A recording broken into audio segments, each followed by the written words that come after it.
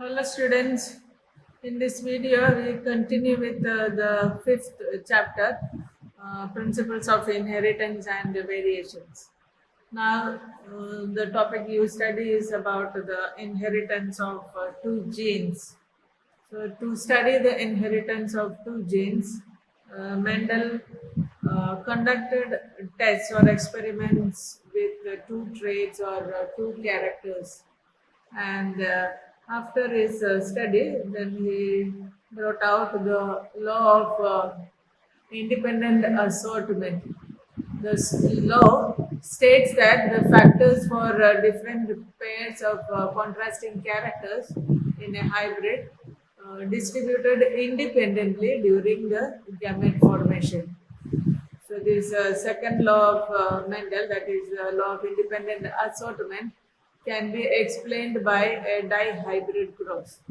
Now, what is a dihybrid cross? That is a cross between two parents, and these parents differ in two pairs of contrasting characters. Earlier, in the previous explained Mendel's test, we have considered only one set of characters. For example, the height of the plant was considered, the tall pea plants and the short or the dwarf pea plants. There, we considered only height of the plant. That was a monohybrid cross. Now, Mendel used a dihybrid cross where he studied two characters together. All right. So in his study, he used the same kind of pea plants, but with contrasting characters pair. The parent generation, he selected round seededness, round and wrinkled seed, or yellow and green. So round and wrinkled are the shape of the seeds, and yellow green are the alternatives of the color. Okay, so two characters are, the one is the shape of the seed, second is the color of the seed. And for shape of the seed, he got collected. I mean, he took the round and wrinkled seeds, and color yellow and green seeds. Okay, now the parent generation, the round yellow is crossed with wrinkled green, and the F1 generation is formed. As you know, it is all round and yellow offsprings. So you can see the gametes are formed. The gametes containing capital R and capital Y. See the round shape of the seed, that is a dominant character, so that is represented by capital R and capital R. And wrinkled seed is the recessive character, which is represented by small r and small r. The same way, yellow seeds are represented by the alphabets, the alleles, capital Y and capital Y. And the green seeds, which is green color, which is the recessive character, is represented by small y and small y. Now, the gametes formed are capital R and capital Y from the round yellow seeded plant, and the wrinkled green, smaller and small y, and the F1 generation produced is all round yellow with capital R and small r, capital Y, small y. So the dominant character is in round and yellow. Now, the round and yellow seeded plants of the F1 is crossed with the wrinkled green. Sorry, crossed with the F1, that is round and yellow. All of them are hybrids, and you get the gametes.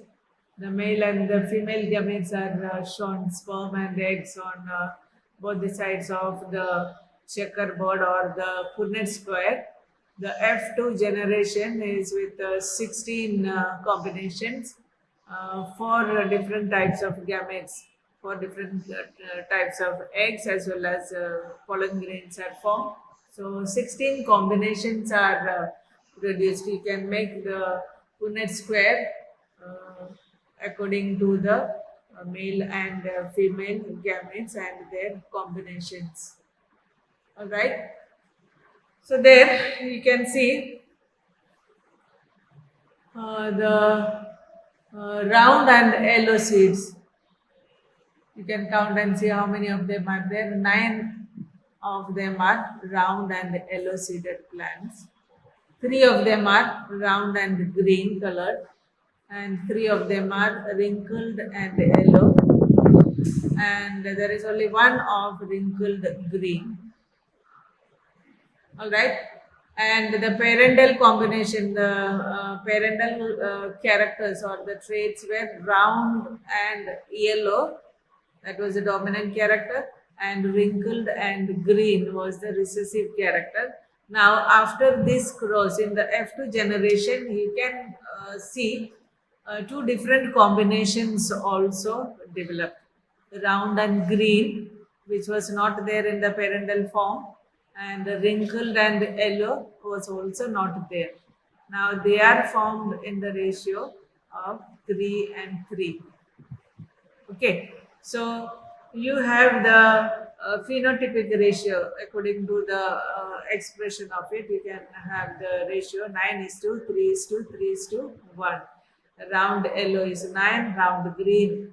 The round green is a new combination, that is 3. Wrinkled yellow is again new combination, again that also 3. And the wrinkled green showing only 1. So the phenotypic ratio is 9 is to 3 is to 3 is to 1. All right. And we have studied in a monohybrid cross, the ratio was in the F1 generation, it was 3 is to 1 ratio, and the F2 generation was formed, that was 1 is to 2 is to 1 ratio. But here in the dihybrid cross, you can find a different ratio, that is 9 is to 3 is to 3 is to 1. Mendel published his results and conclusions in 1865 without the knowledge of genetic material. His brilliant observations received little publicity and remained unattended till 1900, when three scientists named De Vries, Correns, and Teschermark realized the significance of his work. There are various reasons for Mendel's work remaining unrecognized for long 35 years, because at that time the communication was not easy. Mendel's work could not be widely published, so it did not reach a number of scientists working in the same area. Then the continuous variations were seen in nature, and Mendel's concept of factors or present genes as stable units that controlled the traits, and a pair of alleles for a trait which did not blend. All this was not accepted by his contemporaries. Then the mathematical approach for explaining biological phenomenon was a totally new idea, and this was not accepted by the biologists of that time. And Mendel could not provide any physical proof for the existence of the factors and what they are made up of. So in 1900, three scientists, Hugo de Vries from Holland, Karl Correns in Germany, and von Teschmark in Austria, independently rediscovered Mendel's work on inheritance. And they could do this because of the advancement in technology. So better microscopes and the techniques became available to them, and they were able to observe cell divisions, and they could see the chromosomes and the movement of the chromosomes during the cell divisions, mitosis and meiosis.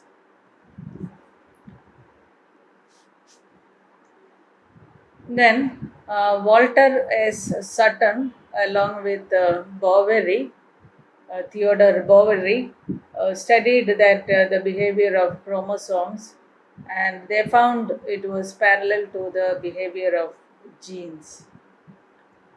Then Sutton found striking similarities between the behavior of Mendel's factors and the behavior of the chromosomes, which they have studied during the meiosis and fertilization. So Sutton and Boveri gave a new theory, the chromosome theory of inheritance. And according to this theory, Mendelian factors are the genes which are located on the chromosomes. And it is the chromosome that segregate and assort independently during meiosis. Since Mendel's factors or the genes, the units of heredity, are present on the chromosomes, so Mendel's law of segregation and independent assortment can be explained better by the chromosomal theory, as these chromosomes that segregate and independently assort during meiosis. Now we can study the movement of alleles of two genes. In a hybrid cross, there are two pairs of chromosomes. In each cell, there are two ways the homologous chromosomes can line up at the equatorial plane in the metaphase 1. And during the anaphase, the movement of one pair of chromosome is independent of the other. So this is what is called the independent assortment.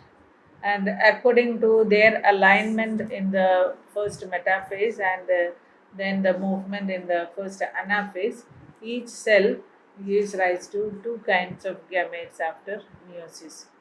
And during the metaphase of the first meiosis, the two chromosomes pair align at the metaphase plate independently of each other, and then the comparison is given. So there you can see the two chromosomes, how the movement of these chromosomes take place.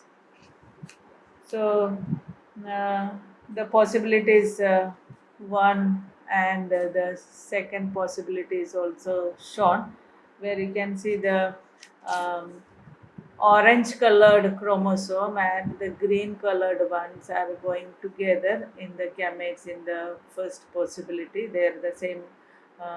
Yellow colored long chromosomes are going along with the red colored short ones. So the gametes formed are with the orange long chromosome and the green one, and yellow long with the small red. And in the second possibility, there you can see the orange long chromosomes are going with the red, which was not there in the first probability. So orange and red combination, and in the second pair, it is yellow long chromosome pairing with the green. So the chromosomes independently assorted in the gametes. Then comes the next scientist, Thomas Morgan, and uh, his colleagues. They worked on Drosophila melanogaster. These are the fruit flies, and he studied the inheritance of eye color in Drosophila melanogaster, and he was awarded the Nobel Prize in Medicine in 1933 for his contribution in genetics. Now, Morgan was sure that since genes are present on the chromosomes which are controlled the traits, the mutations also occurred in the genes. Morgan's study was based on the experiments on fruit fly Drosophila, and the small fly, which is about 2 millimeters in size and normally seen along with ripe fruits like banana, papaya, and mangoes. And the reasons for choosing Drosophila for the research experiments by Morgan and his colleagues was the Mendel chose garden pea for his studies. So these Drosophila, the fruit flies, can be easily cultured in the jars containing bananas or any fruits, and these can breed quickly, and they multiply in large numbers, prolific breeding. And a pair of flies can give rise to hundreds of offsprings in a single mating. And the house fly, the fruit flies life cycle is very short, varying about 10 to 15 days depending on the temperature. So a new generation could be bred every 2 weeks. And the breeding of Drosophila is possible throughout the year. In a small lab or in a small room, you could do the breeding experiments. And to study the Drosophila chromosomes, Drosophila had only four pairs of chromosomes, which differ in size, and those chromosomes are easily distinguishable. And the sexes of Drosophila are also easily distinguishable. The males are smaller and darker compared to the females. Females are larger and lighter, and they have a narrower abdomen than the males.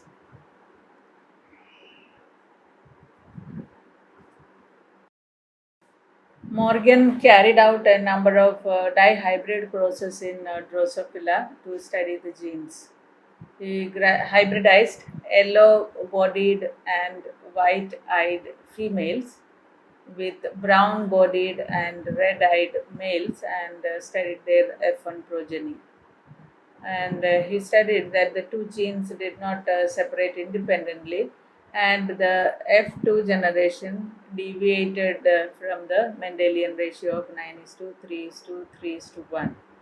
And he associated this to the physical association of two genes, and gave the name linkage to describe this physical association of genes on a chromosome, and the term recombination to describe the generation of non-parental gene combinations.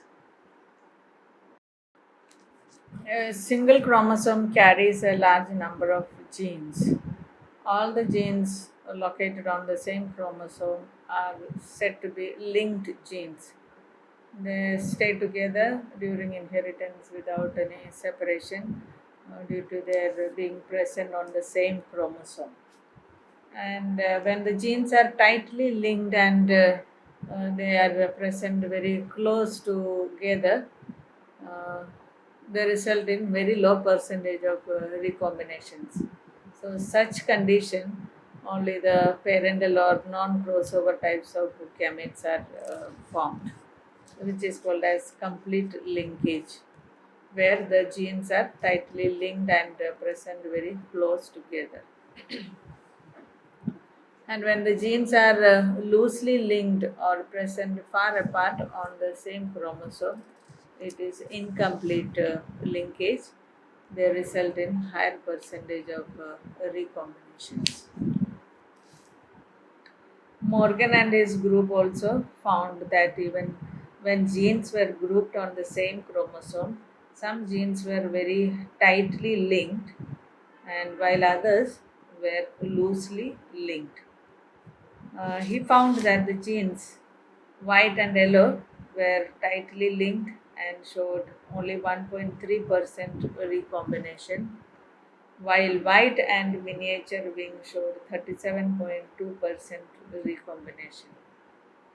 His student Alfred Sturtevant used the frequency of recombination between gene pairs on the same chromosome as a measure of the distance between genes, and mapped their position on the chromosome like what we do today, the genetic mapping.